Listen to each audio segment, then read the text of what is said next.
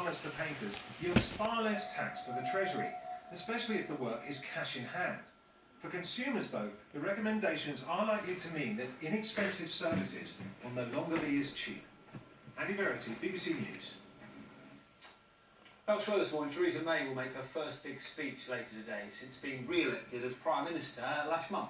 Her party is coming under pressure with no outright majority, and yesterday Conservative MP Anne-Marie Morris was suspended after a recording emerged of her using a racially offensive term. Our political correspondent Chris Mason is with us this morning from Westminster.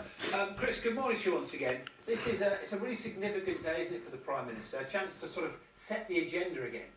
Yeah, it absolutely is, Dan. There are two rhyming words that matter in politics: majority and authority. Now, that row yesterday over that Conservative MP chips away technically at the wafer-thin majority that the Prime Minister has, although in all likelihood, even though Anne-Marie Morris is no longer a Conservative MP, you're going to get the flag.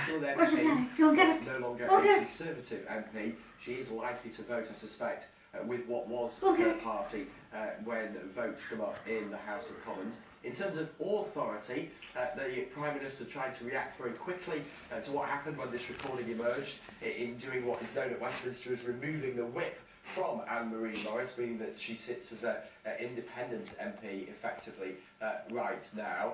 But it's yet another incident that Theresa May has had to deal with when there are all of these swirling questions about her credibility as Prime Minister and how long she can cling on for. So this speech really does matter for her. She wanted it to focus on the whole issue of employment rights that you were talking about just a moment ago, but there's far, far bigger questions at stake for her, not least, how long she'll be Prime Minister for. Okay, very important questions, and coverage of course of that speech throughout the day across the BBC News channel for you. You might know this, Britain will have men's and women's quarter-finalists at Wimbledon for the first time since 1973 after wins for Jo Konta and Andy Murray. Sixth-seed Konta beat France's Caroline Garcia on court 1 yesterday afternoon. She's the first British woman to reach the last 8 sets in 1984.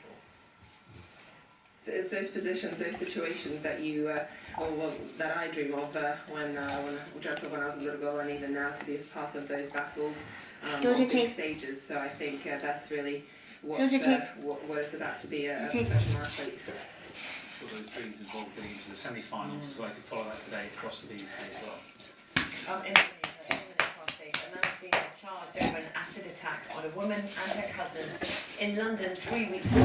John Conlon, who's 24, is alleged to have thrown acid at Reshma Khan and Jamil Mukhtar through their car window. Both suffered severe burns to their face and body. Stop hitting yourself. Stop hitting yourself. An American military aircraft has crashed in Mississippi, killing at least 16 people.